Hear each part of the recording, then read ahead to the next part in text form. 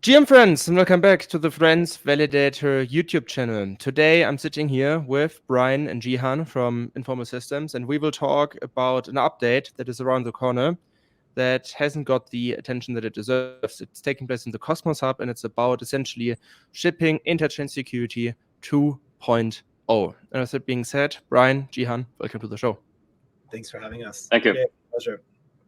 Yeah, the pleasure is all mine. And maybe to get things started, I think everyone in the Cosmos is familiar with Interchain Security. So it's all about the hub lending out its security to so-called consumer chains. The current consumer chains are Neutron and Stride, so they don't need their own validator set anymore. There are a lot of more things that we could touch base on, but now we want to focus on the new upgrade that's around the corner that will ship new features to Interchain Security. So to break it down into super simple words, Jehan, what is Interchain Security 2.0? Or can we actually call it Interchain Security 2.0? Yeah, you can. I think this is actually what we have in the past, even a year ago or so, called ICS2. To be more specific, though, is partial set security. So it's still Interchain Security, but it's basically opt-in. So validators can decide whether or not they want to run a consumer chain. So that has a lot of benefits. The first one is that it's lower friction for chains to join. I think with replicated security, which is the older version, ICS1,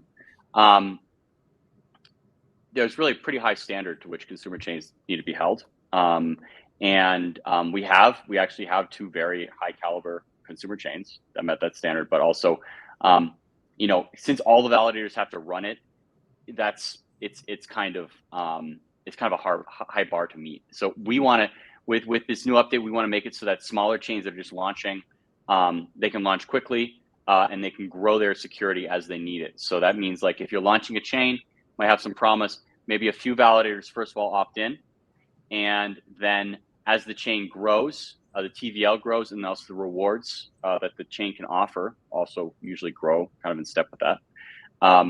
And that's going to kind of incentivize more and more validators to come into their validator set. So it's the ability to not start from 100%, but to start from a smaller amount and kind of scale up. That is really key to a lot of the what this is going to unlock. Yeah, I think it's great because it also de-risks a lot of the considerations for some of the smaller validators in the ecosystem. And it provides an opportunity for new app chains to overcome one of the historical challenges of launching a new chain, recruiting a reliable validator set. There's no better validator set that's more battle tested and hardened than the Cosmos Hub validator set. Yeah. I think. Sorry, Jan.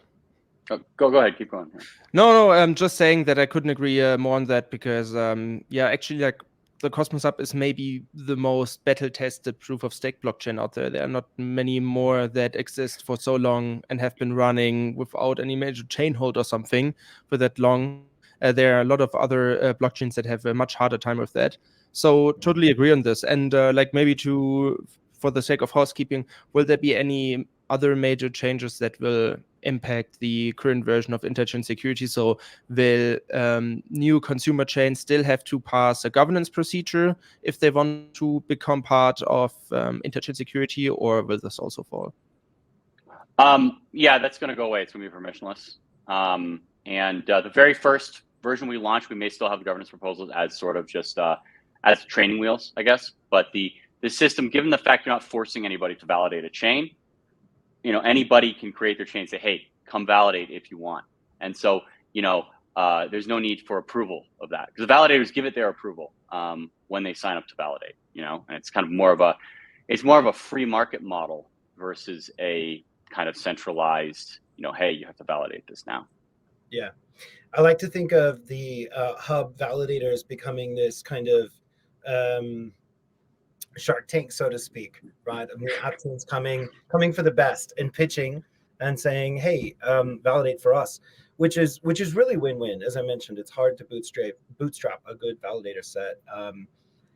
And I want to zoom out at and talk about the the broader vision and like what this enables, because partial set security and ICS v2, whatever we want to call it, is a huge change for the Cosmos Hub and the Atom Economic Zone in general. It allows the hub to be the best place to launch a chain in Cosmos. You would get with it, obviously, access to the best validators you can get. You'd get support joining the Atom Economic Zone from Informal and Haifa and CryptoCrew. The AA DAO is interested in funding innovation on the Atom Economic Zone. And then additionally, we have Atom Wars, which is maybe for another podcast, but would bring liquidity injections for new chains as well. So what we're trying to do is we're not trying to make it seem like this is the only place to be, that the hub is the only place to be in the Cosmos, because anyone can use the Cosmos SDK, but it is definitely the best place to be if you want those things. Maybe to specify this more, because you said this would be the best place to launch your app chain, but nowadays, time is moving very fast here, and the competition is also not sleeping. And funny enough, Polygon is actually trying to copy paste what the Cosmos has been doing throughout the years with the Polygon CDK. We see lots of applications that want to leverage eigenlayers, restake. We see lots of rollups. So should we maybe not go one step further and say, okay, this is the best place to launch an application-specific blockchain, chain, whatever we want to call it, in crypto? Yeah, I would say that. I think it's kind of more like, the Cosmos SDK is generally recognized as the best way to build a blockchain. And there's a lot of other architectures out there, but generally it's surprising if you dig deep on a lot of projects that you might not even think are Cosmos projects. They're actually using Cosmos technology under the hood. Polygon themselves started as a Cosmos chain. So it's kind of Cosmos is the best toolkit with which to build a blockchain, and the Cosmos Hub is the best place to launch it. I also just wanted to speak to Eigenlayer, and Babylon is another one. I think in Babylon we have sort of collaboration with the Babylon team to help people launch Bitcoin L2s as Cosmos chains. But basically, and I want to kind of address a lot of the questions that came up when we announced this collaboration with Babylon, which some people were like, well, hey, what isn't this? If people are staking Bitcoin, doesn't that, is that taking away from Atom, or, is it saying Atom's not as good anymore because now there's Bitcoin or something? And that's not the way that we see it. I think in the future, and increasingly right now, restake security is like water. You can get restake security from anywhere to anywhere, increasing as the protocols evolve. That's becoming easier and easier. And a lot of times what's missing is not necessarily the security, but it's the infrastructure. And it's the support. And with the Cosmos Hub, we have it so you can launch your chain. You're going to be able to also say, I not only want Atom security, I also want Bitcoin security, and also Ethereum security from Eigenlayer. And you can choose your security mix. We'd love to get security from other places too. I want people to be able to stake their house on proof of stake. Maybe you shouldn't do that, but in general, should real world assets, anything, I think that every asset out there will at some point be restakeable, right, to secure proof of stake chains. And so with the Cosmos Hub, you can choose your security mix, and right now it's just Atom. Soon it's going to be Atom, Bitcoin, and Ethereum, and then from there, and then you launch it, validators sign on, and you're in business. And that's kind of what we want to bring. It's just the infrastructure to launch your thing. And I think, and so the question then of what does that do for Atom? Well, small detail. The security that's restaked from Bitcoin, let's say with the Babylon integration or from Eigenlayer, the rewards that are coming from those security sources, there'll be a small tax that go to the Atom holders. So it's kind of any kind of infrastructure thing does charge a small amount. If you're renting servers from AWS, you're sort of you're paying a little bit more than what the hardware had cost them when they bought it, and it's the same thing here. So yeah. It's interesting. I want to go back to what you were saying, Yuri, about it being the best place, the hub being the best place in all of crypto to launch a blockchain. and just go over kind of like the, I guess, the superpowers of Cosmos app chains. I think that's really important. So there's a couple of examples there. And this, I guess you could make this my pitch to anyone that's trying to decide where to launch their app chain. Cosmos app chains allow you to have custom off-chain processes. You have control over MEV. You have the control over your block production. You have the ability to build a validator set quickly, right?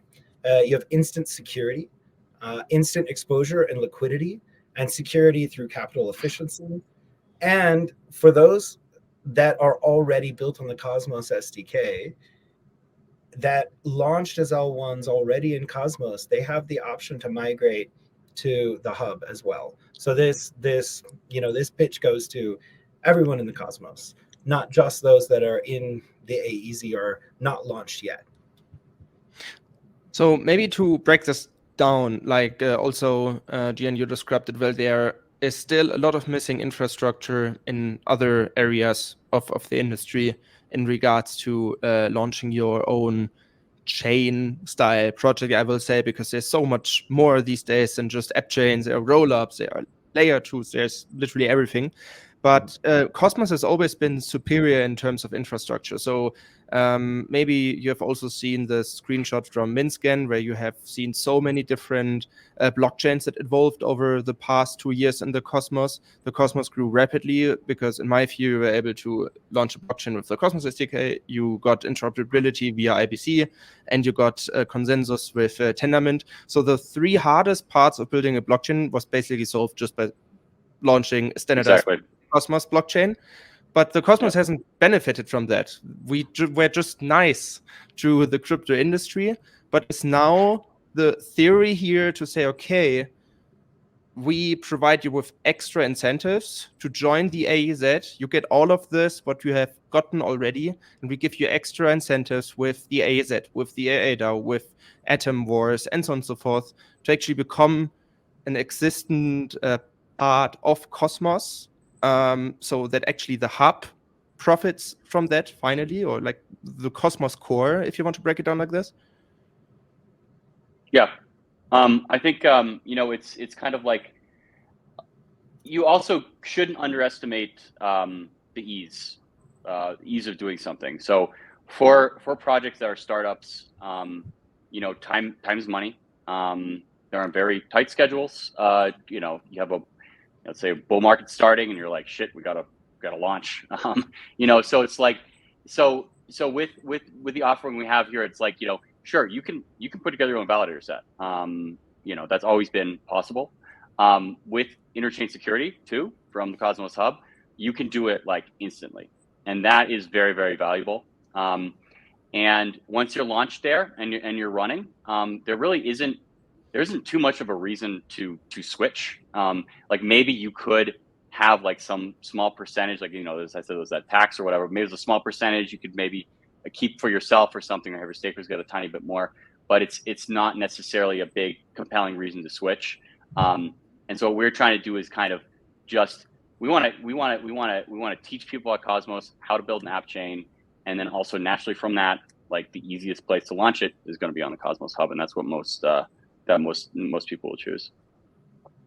Yeah, I think this sounds fantastic. And on top of that, Brian, you mentioned the Shark Tank. I think this is like another problem that is being solved before it even occurs, because one big problem in Cosmos has been governance. Like, a lot of people call it a feature and not a bug. I'm one of these people.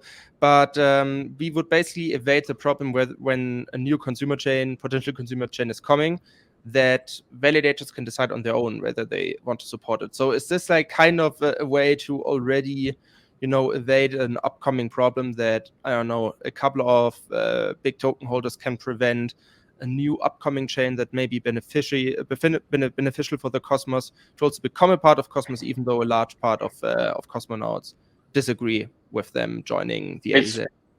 It's going to be permissionless now. So, I mean, it's up to a validator if they want to choose. And also, we're even going to make it so validators who are not even in the active set of the hub can validate a consumer chain. Yeah. So you could be, like right now, I think there's a very steep drop off that happens with validators where you know, if you're not in the active set, you're not making any money. So you might as well, you know, fold it up. But I think with Interchain Security, you're going to be able to have validators that are maybe smaller, and maybe they specialize in kind of almost up and coming chains, and they don't even have to be part of like the active set, which requires a lot of money. So you might even have a validator that only has, you know, a few atoms staked maybe, and maybe they're validated on Bitcoin L2s, and they've got like billions of dollars of Bitcoin behind them, you know?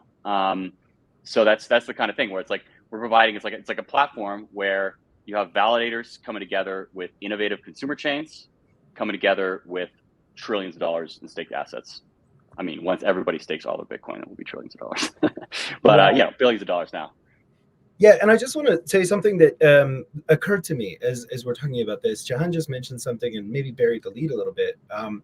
That partial set security, from when the informal team first, started the discussion phase around this feature set, or this feature, we have added a few additional features based on feedback from community, and I think that this is really important to highlight that. The informal and Haifa team being fully funded by the community pool is, you know, a beautiful thing. And we are genuinely hand on heart trying our best to do what's in the interest of the hub and the community. So I know that in the past there's been a lot of mixed perception around, you know, who's actually driving the vision forward and for what reasons.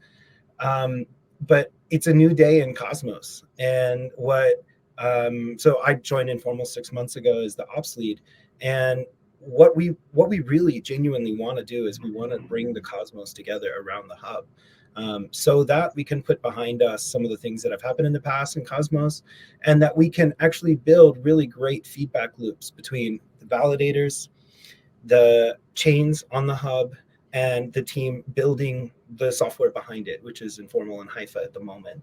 And of course, several other really amazing development teams like Strangelove, et cetera, that contribute to the tech stack.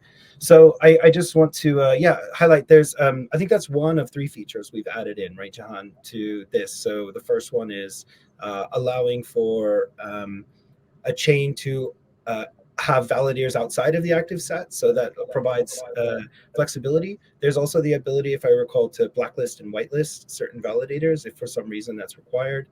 And then there's one more feature that we've got from feedback. Is that right?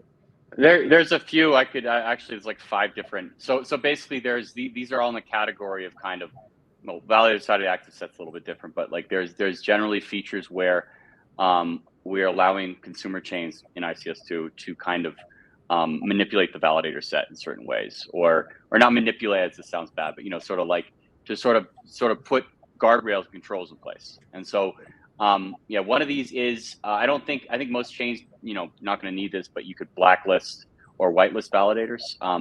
There are chains where if they're doing stuff in sort of regulatory environments, they might want validators that are, you know, not in a certain country or are in a certain country or whatever. So that's something we can offer if people want to use it, or whatever criteria that they might have. Another feature is will be an optional power cap. So this will do stuff like limiting. So you'll basically limit the power a given validator can have on a consumer chain. So given there's a wide range of sizes of different validators on the Cosmos Hub, you could have a situation where, you know, where you kind of have maybe a chain starts out as a lot of little small validators, and then it gets really, really popular, really hyped. All of a sudden, a big validator says, "I'm going to take the plunge and join," and you might have a situation where they have way more power than everyone else. And so, with a power cap, you can say, "Hey, you know, no validator really should have more than 5% of the power." And I think that's what you see on a mature validator set usually. I mean, you know, the hub, we have ones that have maybe 8%, right? But it's somewhere around there. You shouldn't have double-digit percentages, really. I think you can say that for sure. And so what that allows you to do is, even if the validator is really big on the hub, their power might be cut down on the consumer chain to keep things more decentralized. Now, of course, if other big validators join in, then it starts to equalize out again. The power cap's not as big of a factor. What was the other one? Man, I'm spacing on it right now. but generally, in general, like those things are all examples of where a consumer chain can kind of say, here's how I want to customize my validator set. It's decentralized. They're coming in, they're opting in permissionlessly, but at the same time, we can sort of, active set. That's what it was. Yeah, active set. So a lot of chains don't have fast block times. If every validator on the hub joins in the active set, it'd be 180. If you're allowing everybody outside the active set, who knows, right? So, you might want to say, look, we want on our consumer chain, we want an active set of 40. Like we want the top 40 validators who opt in. And if you're not one of the top 40 validators, too bad, right? Just like an active set, right? Just like it usually is on a Cosmos chain. So that's another possibility. So basically those are things where we say, look, it's decentralized, it's permissionless. Your validator set comes in based on proof of stake in a decentralized way, but at the same time, you can shape it a little bit, and you can say here are some of the limits or the guardrails around how I want to operate. So yeah.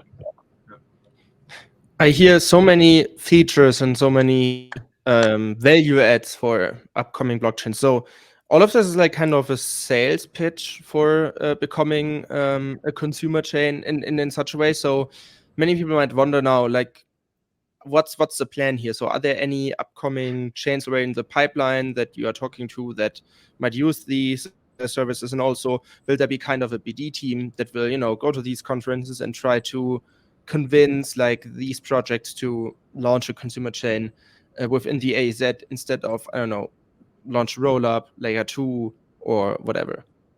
Yeah, absolutely. So we have two that have been announced. So Ether was announced a few weeks ago. That they'll be one of the first chains to launch with partial set security. And then Wednesday, so we're at ETH Denver right now when we're recording this past Wednesday, 2 days ago, Ellis Network was announced, their perp dex. And we do have several in the pipeline that are very interested, but it wouldn't be fair to them to steal their thunder to talk about who that is. Their communities are going to be very excited about it. In terms of a BD team, so yeah, that's going to be made up of myself, Jehan, Dyborg, of course, everybody knows is, around the Cosmos doing BD. And then we're hiring right now for a full-time BD role at Informal Systems. Additionally, we have, as I was saying earlier, bringing people together and listening to one another that are hub aligned. We've partnered with the Atom Accelerator DAO very closely on a BD pipeline as well. So what we really want to do is we want to catch folks wherever they are, whether they're just in the need to get funded or they've already got some traction on funding and they're figuring out where to launch. We have crypto crew lined up to do some technical onboarding and handholding. So hopefully we'll be seeing a lot more chains onboarding this year than we did last year with the ICS version 1, which was full replicated security. And if I can, talk more narrative, we all, including the hub validators, because this is win-win. I will, make a plea to hub validators to also be driving chains this direction to the hub. It benefits everyone in the ecosystem, so it's about incentive alignment. It's about incentive alignment. Yeah. Yeah, I'll also say, BD is definitely a focus, and I think it's something that the hub has lacked in the past. I think also with Informal Systems, myself and Brian do a bit of BD. I'm more of a technical guy myself, but we are also hiring for it. But we're never going to necessarily be as big in BD as what the hub needs. And so that's like Brian was saying, work closely with AADAO. I was also just before this call, I was talking with Avril from Neutron, and he did he did a post on the Cosmos Hub forum about what the Cosmos Hub strategy should be. And so one of the things we're trying to do is we're actually going to take that and rework a little bit and maybe simplify it and make it shorter. And we kind of want to get kind of like a consensus around what the strategy is and what the focus is. I mean, because, the Cosmos Hub has a few different focus areas, and we're working those into a coherent strategy. And then from there, that's going to be something that organizations like AADAO, maybe possibly, somebody else can get involved in the future, or, because it's a community pool. So but that's where somebody can really put, if they're going to put weight behind, like, who are we targeting, who are we reaching out to, and it can go beyond what normal can do. And so that strategy is liquidity and security. And so, security obviously is what we've been talking about here. Or maybe we want to put a finer point out and say, like, restaking infrastructure. And then liquidity is stuff like Atom Wars. We haven't really talked about that here, like POL, and kind of the added benefits that can come from being a consumer exchange, besides the validator set and security. Yeah, I think that's a very good way to wrap it up here. And also, I've briefly saw the blog post from Avril. I really have to dive deeper into that.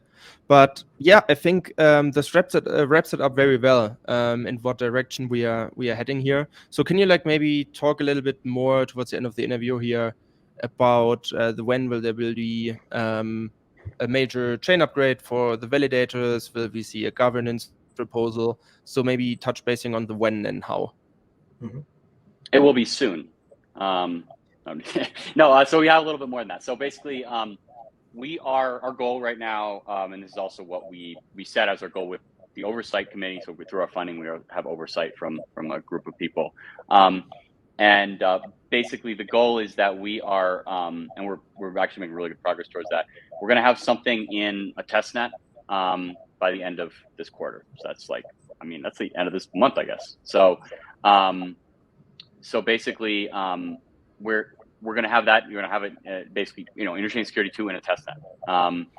Now, you do need more than that to put in production, obviously. Need some audits, need some little bit more tests. Hive is actually working on setting up a large incentivized testnet, like we did with Game of Chains when we launched V1. And so, we're going to do that. But so during Q2 sometime is when we think it could get into production.